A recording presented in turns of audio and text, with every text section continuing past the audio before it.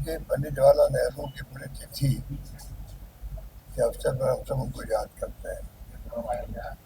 आज़ादी जंग के अंदर जो उनकी भूमिका रही, करीब 9-10 साल तक जेलों में बंद रहे, लंबा संघर्ष किया गांधी जी के सानिध्य में। लंबी कहानी सबको मालूम, देश पूरे मालूम, देशवासियों मालूम। और उन्होंने जो आधारभूत ढांचा तैयार किया देश में, उसी पर आज देश टिका हुआ है। चाहे बड़े बड़े उस जमाने में आज़ादी मिलते ही बड़े बड़े बांध बनाए हो, इस्पात के कारखाने बनाए हो, एम्स बनाए हो, हर क्षेत्र में IIT बनाई हो, मतलब शिक्षा में, स्वास्थ्य में, उद्योग धंधों के अंदर, किसानों के लिए बांध का निर्माण, बिजली का उत्पादन, एक लंबी कहानी होती है। और देश में पंडित नेहरू के बाद में 14 प्रधानमंत्री हुए। शपथ तो 15 लोगों ने ली, क्योंकि गुजरात नंदाराम 2 आई, और अब 14 प्रधानमंत्री रहे हैं देश के अंदर।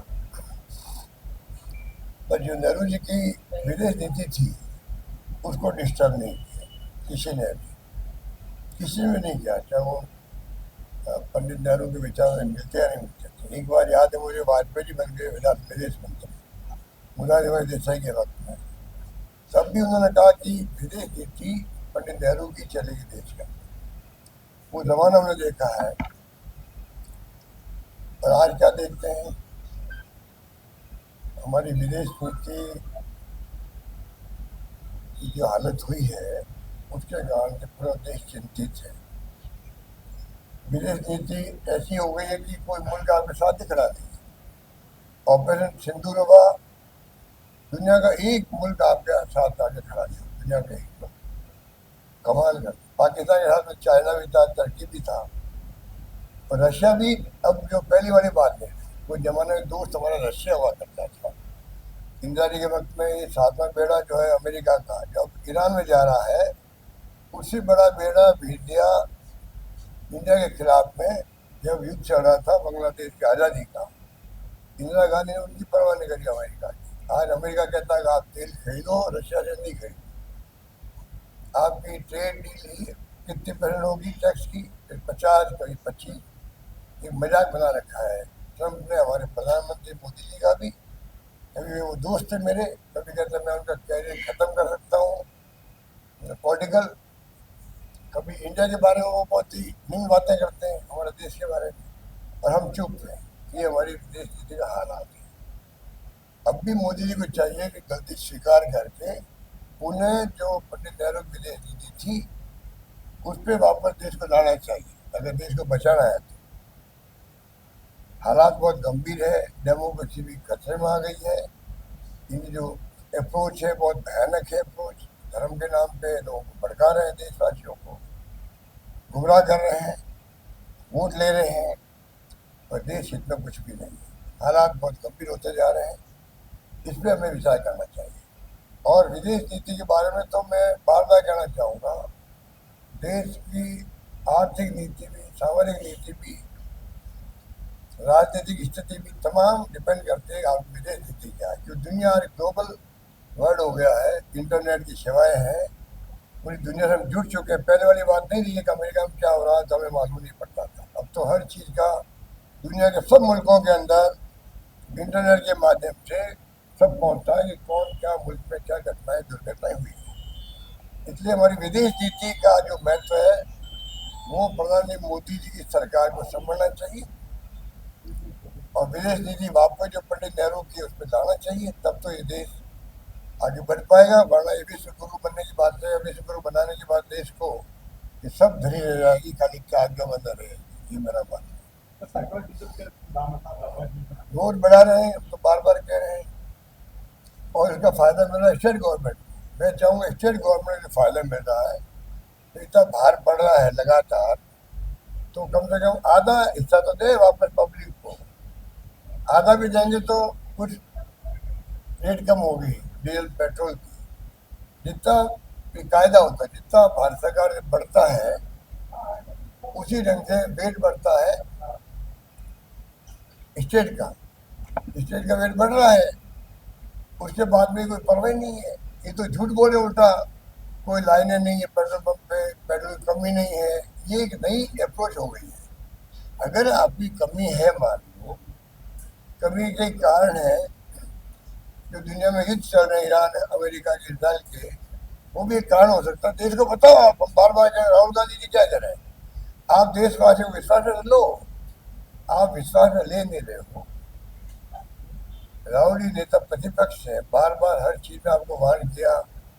नोटबंदी हुई तब का आपको, कोविड के अंदर आपको चेताया उन्होंने, हर बार वार्निंग कर देते हैं वो भी। मेरा असेसमेंट ये है, नेता प्रतिपक्ष की एक अलग और होता है, उसके बाद भी खबरें और जगह से भी आती है, दुनिया से आती है, देश से आती है, वो फीडबैक के आधार पर आपको बात कर रहे हैं। आप उसको जिस प्रकार लेना चाहिए नेता प्रतिपक्ष को, आपको गंभीरता ही नहीं दिखाते। आपको देश में तो पक्ष तभी है तो विपक्ष भी है डेमोक्रेसी के अंदर, ये स्थिति बनी है। कर्नाटक में भी फैसला होने जा रहा है खड़गे जी का। वो मेरा और है, ये हाईकमान का काम है। बाकी राजस्थान में स्थिति में बार बार कह चुका हूँ आपको, कोटा जाने का फैसला मैंने इसीलिए किया है कि कोटा में जो एक टीचर्स प्रिंसिपल था, रिटायरमेंट के बाद मैंने पार्टी दी, पार्टी लौट रहा था, नाले में पड़ के मर गया। तो मैं सरकार को एक मैसेज देने जा रहा हूँ कि पूरे राजस्थान में जो नाले हैं, जो खाइए हैं, जो सीवरेज सिस्टम है, सारा कॉलेज हो रहा है। जयपुर में आपके 500 नाले हैं, मैंने सुना कि 100 मुश्किल ठीक किए हैं। तो ये स्थिति बनी हुई है। ये तो घटना प्रिंसिपल सामने आ गई है। कितने लोगों के फ्रैक्चर होते होंगे, कितने के ब्रेन एरर होते होंगे, किसी के हड्डी टूट रही होगी, किसी को पता ही नहीं है। पूरे प्रदेश में सड़कें खुद ही पड़ी है, ठीक नहीं होनी है। पेमेंट कर नहीं रहे तो ठेकेदार ने काम बंद कर दिया है, बीच में रोक दिया आधा अधूरा काम भी। ये बातें जब पहुंचती नहीं कि मुख्यमंत्री के पास, हर विभाग का ठेकेदार दुखी हो गया है। मैं पेमेंट के बगैर आगे काम कैसे करूँ। सब ठेकेदार कोई बड़े बड़े नहीं होते हैं, छोटे ठेकेदार भी होते हैं। आर्मी की हालत क्या हो गई है, काम बंद पड़े, पब्लिक तकलीफ आ रही है। तो स्थिति बड़ी गंभीर है देश के अंदर। अस्पताल 4 प्रसूता मर गई बेचारी, जो बच्चा प्रसव के लिए जा रही थी वो खुद ही मर गई हो, क्या बीतती उन परिवार पर। कोई संवेदनशीलता नहीं, कोई संवेदनशीलता नहीं है। इस प्रकार की जो स्थिति है उसमें हमको सोचनी पड़ेगी। मैंने रुमाल दे दिया, पूरे देश में जाएगा कि रुमाल दे तो जो है अपराध का विकास भी बढ़ता जाता है प्रदेश में। कभी विपक्ष में थे तो आप अपराध के विकास से बात करते थे, लेकिन आज प्रदेश की हालत, देखिए वो तो हर गवर्नमेंट दूसरी गवर्नमेंट के बारे में फीडबैक आधार पर बात करती है। अब जनता को फैसला करना भी कि वो कहते हैं वो ठीक था, हम कहते हैं वो ठीक है, ये फैसला जनता को भी करना है। हमारा फीडबैक ये कि भरतपुर में उनका खुद का जिला है, एक ज्वेलर को गोली मार दी गई। क्या हो गया, 20 दिन बाद में अरेस्ट हो गया। जब तो जा रहे थे वहाँ उनके घर पे, उसके 2 दिन पहले अरेस्ट हो गई, तो हमने आना बंद कर दिया। तो कहने का मतलब ये स्थिति जो है नाजुक स्थिति है। कोई भी मुख्यमंत्री द्वारा करे हमें ऐसा नहीं, और द्वारा होना भी जरूरी पब्लिक के अंदर। पर आप हिसाब लगा लीजिए, भजन लाल जी जो हमारे पंडित भजन लाल जी मैं ये बात कहता हूँ, कोई कहते हैं पंडित कहना ठीक है, कोई कहना ठीक नहीं है, वो अलग बात है। मैं तो इनोसेंट ही कह रहा हूँ।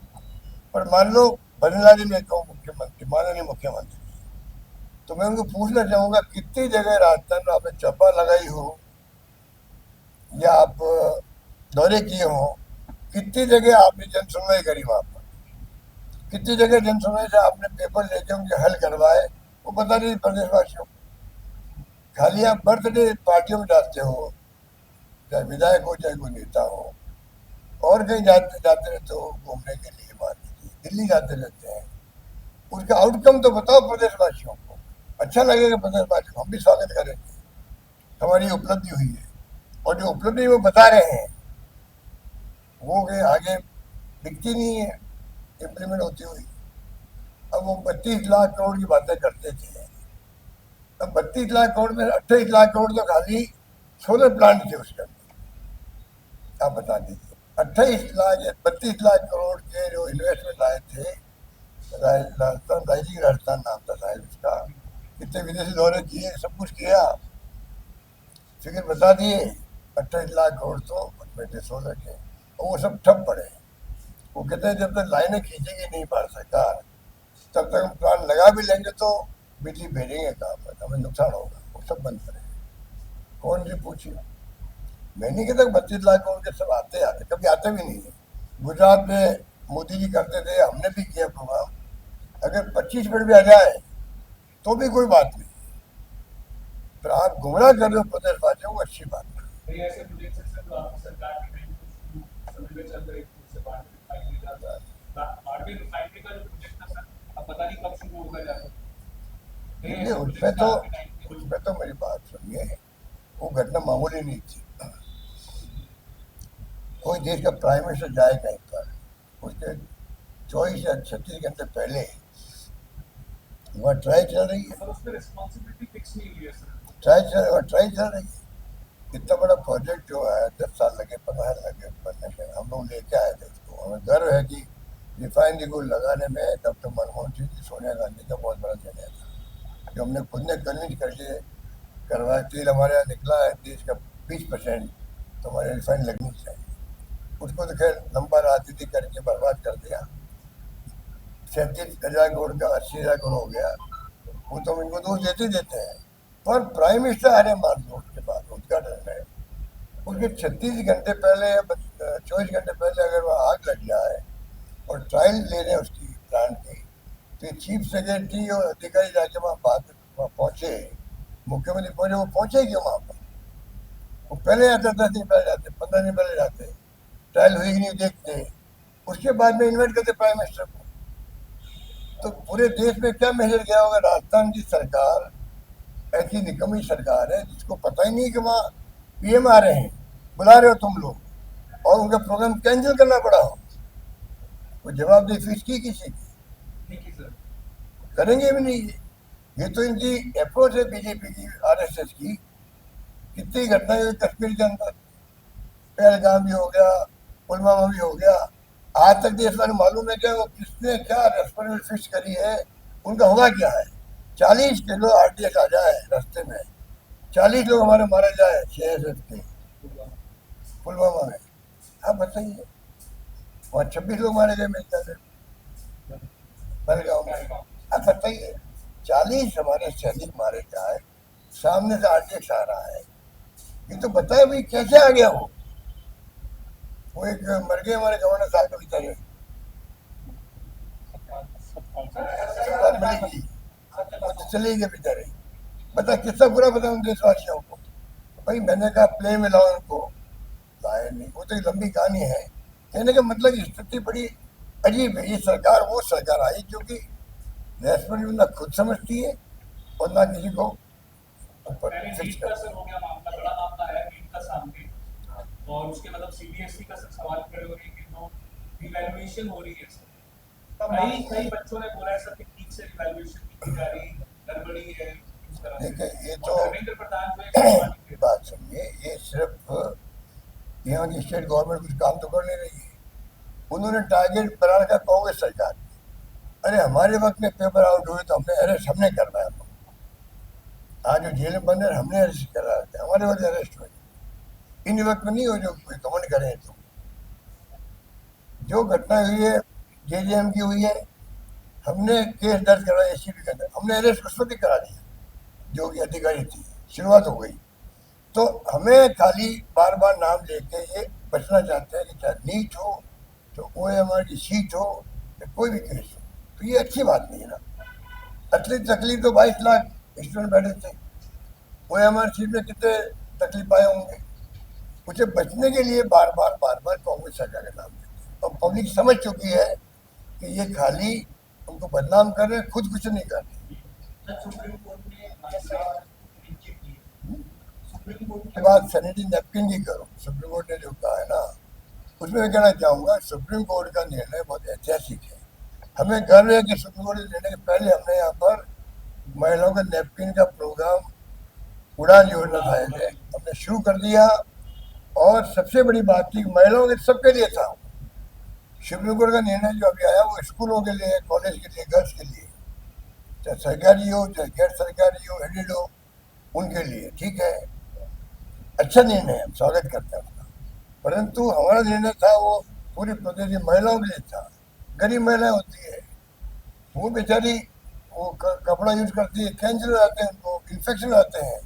ये इतना कुदरती देन है महिला की बेचारी को, उसको तो मतलब सरकार की ड्यूटी है। ये तो काम बहुत पहले हो जाना चाहिए था, पर हर काम का समय आता है, उसमें किसी को दोष नहीं दे सकते हैं, क्योंकि स्थिति बदलती है, आर्थिक स्थिति बदलती है, तो सोच अलग पैदा होती होगी। हमारी सोच थी, हमने शुरू किया इसको, हमें गर्व है कि हमने शुरू किया। अब मैं मांग करूंगा भारत सरकार से और स्टेट गवर्नमेंट से, आप क्यों नहीं, स्टेट गवर्नमेंट विशेष रूप से, हमने जो योजना लागू उड़ान करी थी उसी को रिपीट करो आप। खाली सुप्रीम कोर्ट के निर्णय से सीमित मत रहो, हर महिला को ये मिलना चाहिए। अमीर घराने की महिला ले ही नहीं वैसे भी आपसे, उनमें जूझ भी नहीं हो तो सिस्टम होता उनका तो। पर जो मध्यम क्लास वाले लोग हैं, जो गरीब लोग हैं, उनके लिए वरदान साबित होगा ये। बीमारी नहीं होगी तो इलाज नहीं जाना पड़ेगा, वो खर्चा आपका बच जाएगा वहाँ पर। सर हमने दौसा से जाके ग्राउंड रिपोर्ट भी दी थी कि जो आर्थिक स्कीम की उड़ान स्कीम जो थी उसको सरकार ने बंद नहीं किया, पर इनके उन्होंने उसको रोक दिया, ना बंद कर दें न चालू करते हैं। यही हो रहा है चिरंजीवी योजना के अंदर। इनको सरकार को तो विपक्ष की भूमिका दिखती नहीं है। मैं जाके आया हूँ 2 गाँव में, भरतपुर में और सिकंदरा में। गाँव में चौपाल करी वहाँ पर, और बेचारे जो आप कल्पना नहीं कर सकते हो, ऑक्सीजन के बगैर तो जिंदा रह नहीं सकता आदमी कोई। और वो जब बीमारी हो जाती है तो ऑक्सीजन बेड पे लगाना पड़ता है साइड के अंदर, वो ऑक्सीजन चलता है तो जिंदा रहता है। एक स्टेज के बाद उनको मरना ही पड़ता है। इसका मतलब सिरोसिस बीमारी होने के बाद में उनका मरना निश्चिंत है। सिरोसिस तो आप बता दीजिए, सिरोसिस है तो वो बीमारी ऐसी है उसमें बड़ा निश्चिंत है। अब मरे साल भर मरे, 2 साल मरे, 4 साल मरे, अलग बात है। तो क्या मैं 2 जगह जाके आया इसलिए कि सरकार का ध्यान जाए, विपक्ष क्यों जाता है? हमारे खिलाफ कोई जाते थे, हम पूरा लेते थे संज्ञान कि भाई पूरा राजस्थान में क्या हो रहा। अब करौली में कभी जाऊंगा मान लो, सब जगह मायनी हो रही है ना, वहाँ पे बीमारी है। अब उसकी तरफ सरकार ध्यान नहीं। हमने इनकी स्कीम हमने बनाई, पहले इसको टीबी समझते थे लोग, और टीबी का इलाज चलता था, मरता था। हमारे वक्त पे खोज हुई है। एक ये जो हमारे अरुणा राय जी निकल डे वगैरह थे, इन्होंने इसको इश्यू बनाया, हमने खोज करी, मालूम पड़ा ये तो टीबी नहीं है, ये बीमारी अलग है, ये बीमारी अलग है, टीबी इलाज से नहीं होगा। हमने फिर पैकेज जारी करके 3 लाख या 5 लाख का। अब 3 लाख 5 लाख में क्या हो? वो विधवाएं जो है ना गांव में, कहीं 100 विधवाएं हैं, कहीं 150 विधवाएं हैं, कुछ सोच सकता है? सरकार को मतलब कोई संवेदना ही नहीं उनके बारे में। सर कोटा से कई गंभीर मामले सामने आए, महिलाओं की मौत का एक मामला है। कैसे ना भैया, यात्री के नाले में गिरने से मैं जा रहा हूँ ना, आप ले रहे होंगे। एसआईआर के वोट काटे गए देश भर में एसआईआर के नाम पे आज अब यार क्यों सुनना चाहते हो? देश को बर्बाद तो कर रहे हैं लोग, डेमोक्रेसी खत्म कर रहे हैं। अगर बंगाल की तरह चुनाव होने लग गए देश भर में, तो ममता बनर्जी की तो पार्टी जो थी ना, और उसके पहले सीपीएम, ये लड़ाकू किस्म के लोग थे। फिर ये मुकाबला किया मोदी जी के बीजेपी से और आरएसएस से, फिर चुनाव हार गए और राज्यों में चले गए ये लोग। ये अप्रोच नहीं करेंगे तो डेमोक्रेसी बर्बाद हो गई होगी। फिर चाइना रशिया की तरफ देश पहुंच रहा है, या चुनाव वाले नाम मात्र होते हैं। और बाकी राज्यों में बंगाल की तरह लड़ाकू लोग नहीं है, क्योंकि कल्चर हर स्टेट का अलग होता है। बंगाल में तो 36 साल में राज रहा उनका, इनका सीपीएम का 26-36 साल तक, 15 साल तक ममता जी आ गई। इनकी दोनों कैडर जो था वो लड़ाकू बहुत था, वहाँ पर लड़ लिया, फिर भी फिर लिया। बाकी राज्यों में कोई गुंडागर्दी करेंगे इस प्रकार की, एसआईआर की भी करेंगे। 2.5 लाख जवानों को भेजते, 2.5 लाख। अरे 3 लाख जवान तो पूरे मुल्क में लगते हैं। जब चुनाव होता है पार्लियामेंट का, जब लगभग 3 लाख लगते हैं, और एक स्टेट में 2.5 लाख लोगों को भेज दिया। पुलिस वाला आईपीएस गया अहमदाबाद से, वो मोहल्ले में जाके धमका रहा है उम्मीदवारों को भी और मोहल्लेवासियों को। क्या क्या नाटक हुआ है। अब युवा पीढ़ी नहीं चेतेगी तो भुगतेगी। हमारी युवा पीढ़ी नहीं चेती ना, तो मैं आह्वान कर रहा हूँ, आने वाला कल भविष्य उनका है, वो सब तकलीफ आएंगे। क्या एसआईआर के जरिए मैनेज किया जाने से इलेक्टोरल? भाई आप बिहार का देख लीजिए ना, बिहार में तो उदाहरण ऐसा आ गया है बिहार का उदाहरण तो सबके सामने है। और 27 लाख जो वोट अभी बंगाल में कटे हैं, आप बताइए, सुप्रीम कोर्ट की टिप्पणी भी एक अलग तरह की थी। ये अगली बार वोट दे देंगे, ये टिप्पणी टिप्पणी है क्या? अगली बार वोट दे देंगे। आपका अधिकार तो अभी का है, आपका वोट का अधिकार छीना जा रहा है। मैं सोशल मीडिया सुनता रहता हूँ, बड़े बड़े पत्रकार कहते हैं, जो मैंने कहा था सबसे पहले यार में, ये चुनाव पोस्टपोन होने चाहिए थे। तो 6 महीने होते थे, 3 महीने होते, जब तक वो 27 लाख का फैसला नहीं होता तब तक चुनाव होने नहीं चाहिए थे। कहा ही होता है। अरे टीएन शासन ने तो जयललिता ने बंटवा दिए, साड़ी वाड़ी बंटवा दी तमिलनाडु के अंदर, उसने बाई इलेक्शन चल रहा था, पोस्टपोन कर दिया उसने। ये होता है इलेक्शन कमीशन का। पूरा इलेक्शन कमीशन से डिपार्टमेंट बन गया मोदी जी का और एनडीए गवर्नमेंट का। क्या करो, जुडिशियल दबाव में है। जलील को फोन करते थे नेता लोग, हमने जिंदगी में फोन नहीं किया, हमने जिंदगी में किसी जज को फोन नहीं किया कि भाई ये केस मेरे मिलने वाला मेरा ध्यान रखना।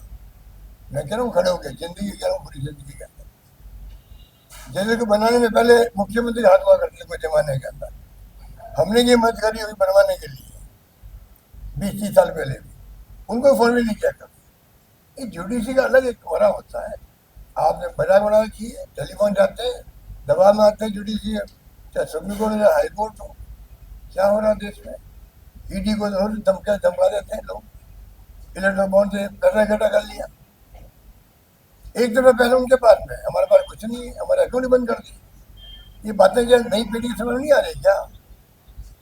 उनको समझना चाहिए। मैं उनके भले के लिए कह रहा हूँ, चाहे वो किसी पार्टी के लोग हो, बीजेपी आरएसएस के क्यों नहीं हो, कहना चाहूँगा तुम ही भुगतोगे, ये देश भुगतोगे, तुम कहाँ अलग रह जाओगे? चाहे आरएसएस के या बीजेपी के हैं, उनको चाहिए कि दिमाग लगाए। उसमें कोई ना मोदी जी रहेगा, अशोक गहलोत रहेगा जिंदा। तुम्हारा भविष्य है, क्या होगा तुम्हारा? चुप है, पूरा मुल्क चुप है। जो हो रहा है राम के नाम पे होने दो, हिंदू धर्म के नाम पे होने दो। क्या राम भगत हिंदुस्तान नहीं है पूरा? क्या ये वोट देते हैं इनको, वही राम भगत है क्या? एक कॉर्पोरेट जनता पार्टी के 100 वोट पड़े थे पहली बार मोदी जी को, 31 वोट पड़े मोदी जी खाली, 100 वोट कास्ट हो गए, उसमें सिर्फ 31 वोट पड़े थे मोदी जी। इसके अंदर 70 वोट खिलाफ पड़े थे। तो 70 वोट में 70 वोट में हिंदू नहीं थे क्या? अधिकार हिंदू ही थे वो। तो ये घमंड करना कि हिंदू वोट हम ही देते हैं, बहुत गलत है। तो इसलिए समय आ गया, नौजवानों का आगे आना चाहिए। धन्यवाद।